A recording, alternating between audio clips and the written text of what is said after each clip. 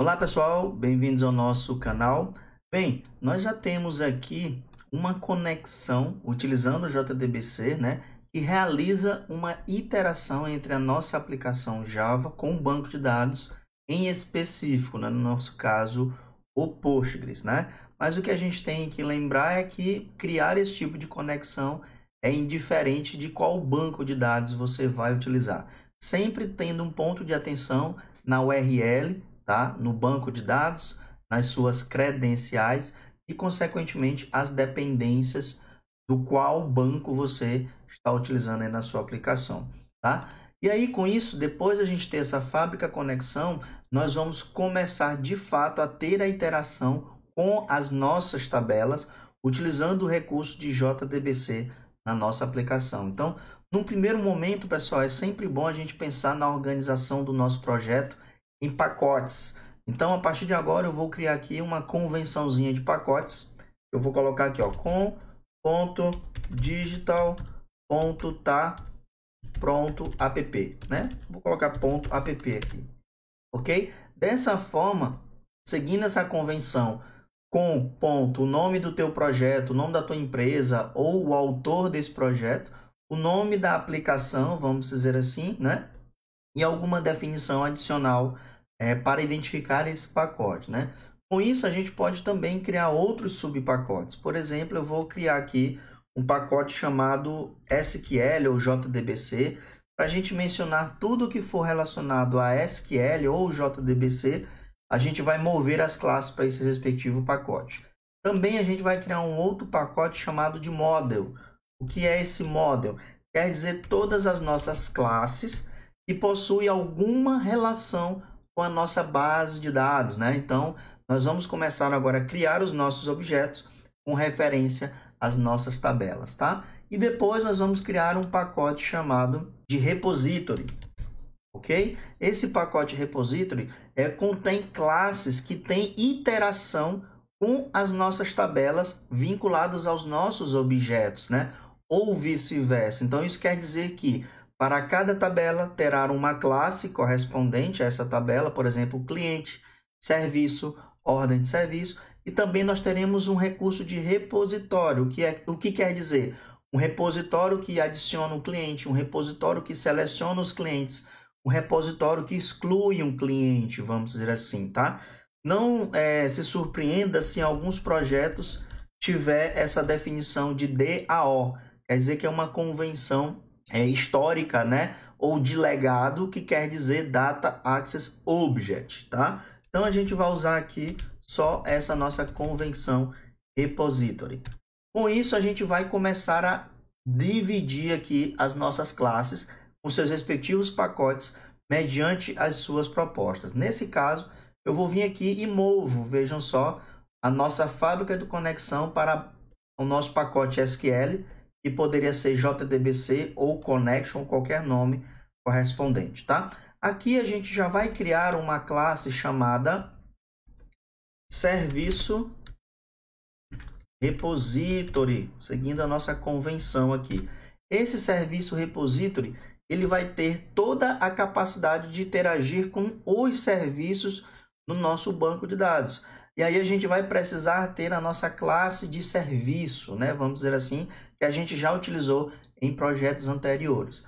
Falando nisso, eu vou trazer também uma dica para vocês adicionarem em uma única área de trabalho do IntelliJ mais de um projeto Maven. Porque se você vier aqui e mandar abrir um outro projeto, ó, ele vai substituir essa perspectiva. Então, nesse caso, a gente vem aqui em Maven, vem aqui nessas setinhas do sinal de mais, e aqui você vai localizar um outro projeto que quer também adicionar nessa perspectiva. Então, no nosso caso, eu vou colocar o nosso Tá Pronto App. Tá? Por que eu estou importando esse projeto Tá Pronto App, que está também no GitHub? É para ilustrar como vocês podem interagir com mais de um projeto Maven na mesma perspectiva, como foi ilustrado, e obviamente para trazer as nossas classes de modelo aqui, ó, veja só, para o nosso projeto JDBC, que depois também vai ser o projeto JPA e o nosso API de fato, tá? Então a gente vai fazer esse transporte da nossa classe de modelo, todas as classes de modelo, para vocês verem que o modelo, pessoal, ele é indiferente de tecnologia ou de framework. Uma vez definindo uma boa estruturação de modelo, automaticamente vocês terão melhor reusabilidade na tua aplicação. Então, eu vou aqui copiar a nossa classe de serviço para a nossa classe de modelo. Então, tudo que está relacionado a domínio, né? Tudo que está relacionado à estrutura das nossas tabelas, os objetos cadastrados ou registrados em nosso banco de dados, é considerado um modelo, através dos recursos disponíveis pela a classe de repository. Bom, aqui também a gente já vai trazer um pouquinho de convenção de definição aqui de estrutura desses objetos de modelo. É muito comum a gente ver frameworks que façam essa iteração que a gente vai fazer aqui manualmente, mas é importante a gente ter essa visão dos dois lados, tá?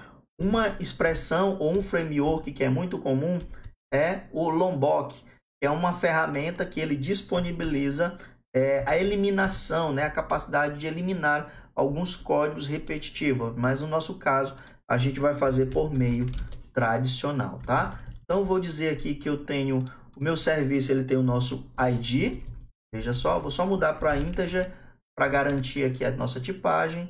Ele também tem o nosso descrição e o valor que é do tipo double, né?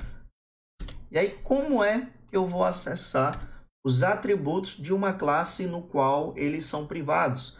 Como a gente sabe, pessoal, concepção de atributos privados, ele determina que só a própria classe iria ter visibilidade desses atributos, né? Então, para isso existe uma convenção chamada JavaBeans, que ele determina que os atributos privados que precisam ter acesso ou serem acessados de forma definitiva, né, com uma definição, e acessar, né, esses atributos, a gente utiliza a convenção de getters and setters. Então, com isso, eu venho e seleciono a seguinte iteração. Eu preciso que todos os atributos eles sejam visíveis através de métodos. Métodos que definem o valor e métodos que obtêm o valor do objeto daquele respectivo atributo. Então, é muito comum vocês verem essa estruturação aí nos projetos, tá? Com isso, a gente vai começar, veja só, a delegar a primeira iteração no nosso serviço repository. O nosso serviço repository, ele vai precisar de um cara chamado connection. Lembra que nós não criamos, né, a nossa conexão? Então, ele vai precisar dessa conexão. Mas de onde virá essa conexão? Nós temos uma classe que tem essa capacidade de nos retornar uma conexão. E aí, o que a gente pode definir existe um recurso na linguagem Java que a gente chama de construtor. O que é um construtor? É um método, entre aspas, que é com o mesmo nome da classe, sem nenhum tipo de retorno. Observem que eu não estou retornando void ou algum tipo de valor específico, no caso aqui, string, tá? Então, essa é uma composição e definição de um construtor. Então, o que isso quer dizer? Toda vez que a gente dá um new no objeto, esse método, entre aspas, será executado. Vamos dizer assim, né? Para dar uma abreviada em relação ao conceito de construtores, tá? Então, toda vez que esse método for executado na sua construção ou instanciação, a gente vai dizer o seguinte: a conexão que eu desejo pode vir da nossa fábrica de conexão, ponto, criar conexão. Veja só, então toda vez que criarmos esse serviço, ele automaticamente vai chamar esse método e esse método vai definir o valor, né, da nossa conexão mediante a fábrica. Então vejam quanto é importante a gente delegar responsabilidades no nosso projeto, porque se você tiver que copiar todo esse código toda vez que você for utilizar, o índice de você gerar erro, né, de copiar e colar, mudar o banco de dados, mudar a tua senha, é muito mais alto. Então, é sempre bom a gente separar recursos comuns e úteis aí na aplicação, tá? Então, feito isso, nós temos a nossa fábrica de conexão. E agora a gente vai criar os métodos que, de fato, realizam alguma iteração no nosso banco de dados. Então, o primeiro eu quero salvar um serviço. Depois eu quero consultar os serviços. Então, para eu salvar, inicialmente eu não vou precisar ter nenhuma resposta, né? Nenhum retorno desse método. Então, eu vou colocar de void. Então, eu vou chamar de salvar. Eu vou salvar quem? Eu vou salvar o próprio serviço. Então, eu tenho que passar o serviço como parâmetro. Vejam só, serviço, certo? E agora é que entra o domínio de JDBC com os principais comandos aqui disponíveis pela ferramenta, né? E aí o que a gente vai avaliar é que temos aqui as famosas operações de CRUD. Create, Update, Read, Delete. Neste exemplo aqui que a gente está se baseando, né?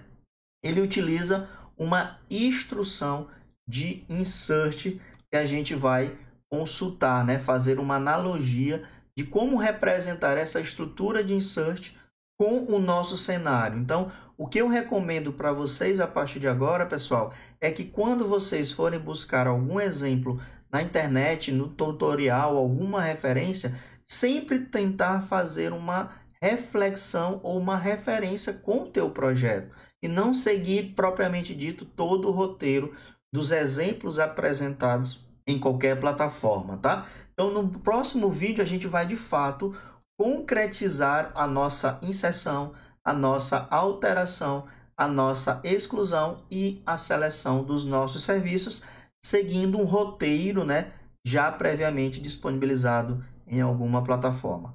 Espero que vocês tenham curtido esse overview de o quanto é importante a gente estruturar o nosso projeto inicialmente para, a partir de agora, começar a desenvolver as nossas funcionalidades. Até o próximo vídeo, pessoal!